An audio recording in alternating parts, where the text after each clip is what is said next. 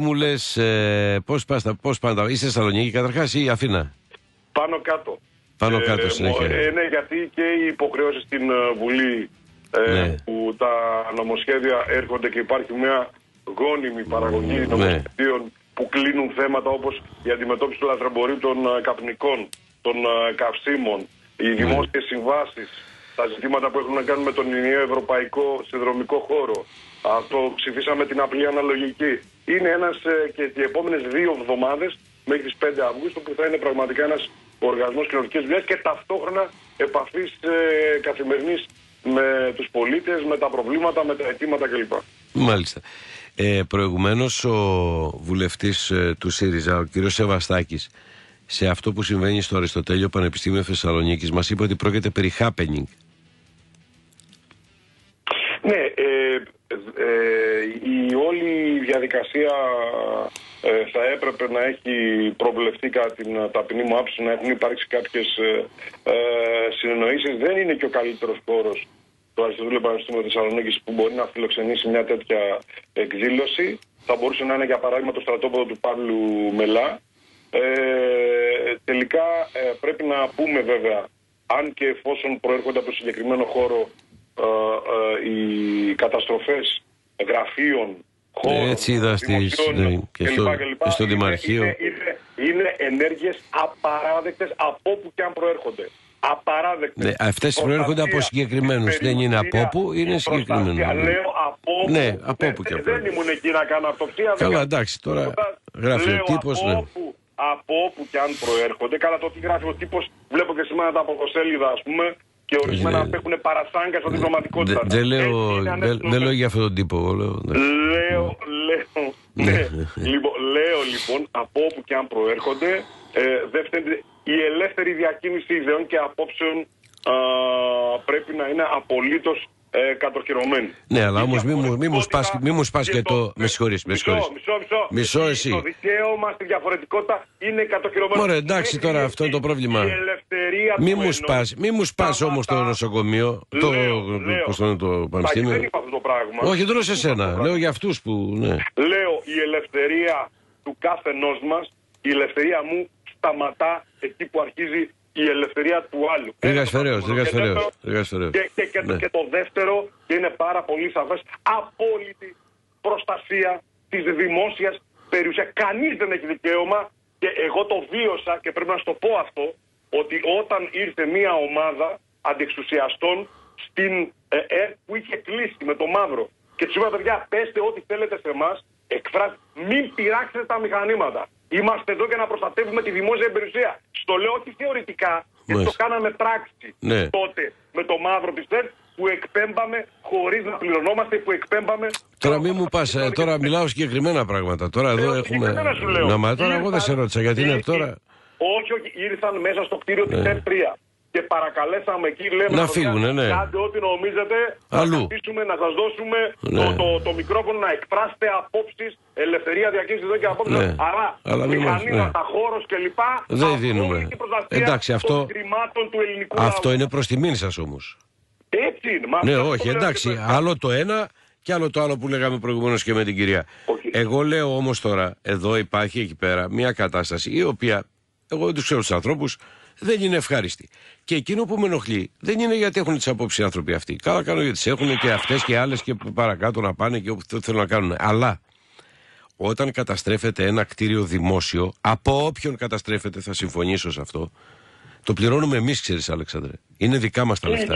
Αυτό δεν λέω. Δεν μπορεί να γίνεται αυτό δηλαδή. Τώρα τι λέει ο κύριος, τώρα ο καθένας, τέλος πάντων.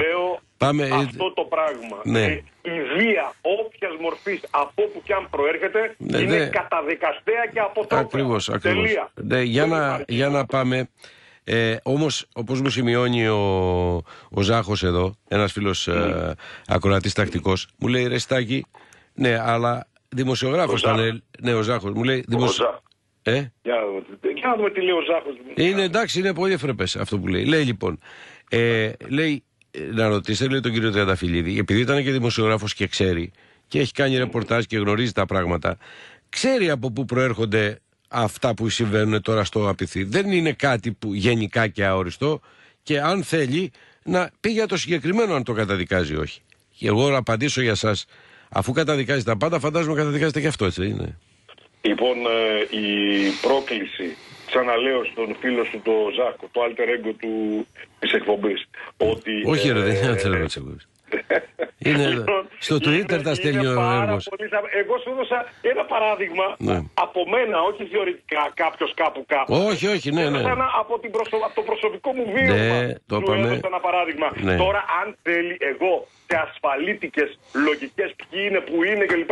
Εγώ δεν είμαι ασφάλεια. Όχι, με συγχωρείς Αλέξανδρε. Όχι, Αλέξανδρε. Εγώ δεν μπορώ να ξέρω που είναι, ποιος είναι. Τα γράφουν όλοι, τα λέει ο Δήμαρχος Θεσσαλονίκης, τα λέει ο κόσμος, τα λέει η Πριτανία, τα λένε όλοι. Τώρα εσύ δεν το πήρες χαμπάρι. Εμείς μην τρελαθούμε τώρα. Αυτοί λοιπόν υπάρχουν τα διατεταγμένα όργανα. Είτε είναι η Δημοτική Αρχή, είτε είναι η Πανεπιστημιακή Αρχή. Θα πράξουν ό,τι πρέπει, ό,τι αρμόζει συγκεκριμένη περίσταση, σε πνεύμα συνεννόηση. Λοιπόν, κλείνουμε εδώ. Σου εύχομαι καλό καλοκαίρι. Ελπίζω... Δεν ρώτησες τίποτα για τα πολιτικά, μόνο για το... Όχι, μωρέ, τι να σε ρωτήσω για τα πολιτικά, τι να σε ρωτήσω. Δεν άκουγα προηγούμενα που ρωτήσω στην κυρία Καρακώστα. Εμείς θέλουμε 3 ώρες για να ξεκινήσουμε τη διασυζήτηση. 3 ώρες θέλουμε. Γιατί είστε τόσο σίγουροι ότι αν το ΣΥΡΙΖΑ έφερνε νωρίτερα το σχέδιο νόμου πριν από τις προηγούμενες εκλογές, εκεί τότε δεν θα χρειαζόντουσαν 200? Δεν θα ίσχυε για τη μεθεπόμενη. Δεν θα ίσχυε για το Σεπτέμβρη, θα ίσχυε για τη μεθεπόμενη. Επομένως, γιατί ρωτάτε, θέτε το ρήμα στο ΣΥΡΙΖΑ, γιατί δεν το κάνεις πριν από το Σεπτέμβρη? Όχι για τη μεθεπόμενη, θα ίσχυε για μεθαύριο, για τις εκλογές που θα γίνουν τώρα.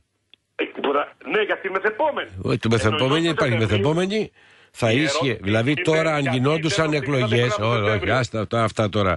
Οι εκλογές αν γινόντουσαν τώρα, τον Οκτώβρη, τον Νοέμβρη, τον Δεκέμβρη, τον Ιανουάριο, όποτε γινόταν.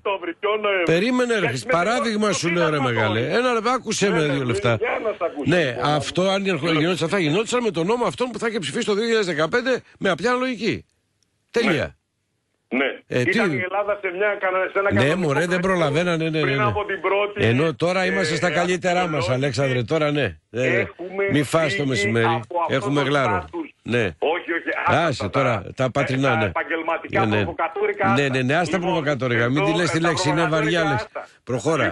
Γι' αυτό σου λέω, γιατί ανοίγουμε αυτή τη συζήτηση εν ώψη διακοπών.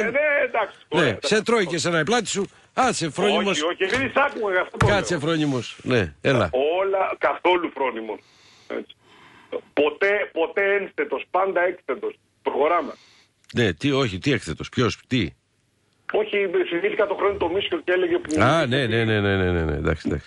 Ποτέ έκθετος, πάντα έκθετος. Ναι, ανοιχτό στο διάλογο, στην αντιπαράθεση κλπ. Όχι, αυτό που λέω είναι το εξής, ότι κάποιοι κάνουν κάποια λογικά άλματα και θέτουν ερωτήματα, για παράδειγμα, λες και ήταν εν κενό αυτή η διαδικασία και προϋπολογίζουν ότι 1η Σεπτεμβρίου, εάν ερχόταν, θα έπαιρνε τους 200 τύπους. Καλά, τώρα αυτό είναι δικολαβικό τώρα. Μα τι είναι τώρα. Ευχαριστώ πολύ, κύριε Χατζή, που συμφωνήσατε μαζί μου. Είναι δικολαβικό. Αν το πω το ερώτημα. Όχι το ερώτημα, η απάντησή σου είναι άτομη, κύριε συνάδελφε. Αλέξανδρε, καλημέρα. Να περάσεις καλά. Ελπίζω να πάνε καλά. Και θα τα πούμε όλα από την καινούργια σεζόν εδώ και στο ραδιόφωνο του Sky και στην τηλεόραση του Sky. Λοιπόν, πρέπει να πω εδώ, Τάκη, ότι ο λαός και οι πολίτες, αν μ' ακούς, είναι θυμωμένοι. Θέλουν, ζητούν, διεκδικούν και καλά κάνουν οι δεσμεύσεις μας να γίνουν πραγματικότητα. Να τρέξουμε πιο γρήγορα. Δεν γίνεται να μην υλοποιήσετε τις δεσμεύσεις να γλιτώσουμε, λέω. Την ίδια στιγμή όμως αναγνωρίζουν τον αγώνα που δίνει η κυβέρνηση για ισονομία, για ισοπολιτεία. Δεν το βλέπω. Βάζει τάξη στη διαφθορά, στη διαπλοκή, στην ολιγαρχία. Να σου πω τώρα, μη με τριβελίζεις τώρα πρωί-πρωί. Άσε με να πάω για διακοπές Δευτέρα πρωί και φεύγω. Γι' αυτό και δίνει τράτο στον Αλέξη Τσίπρα και στη δική του κυβέρνηση. Πάμε στο τράτο.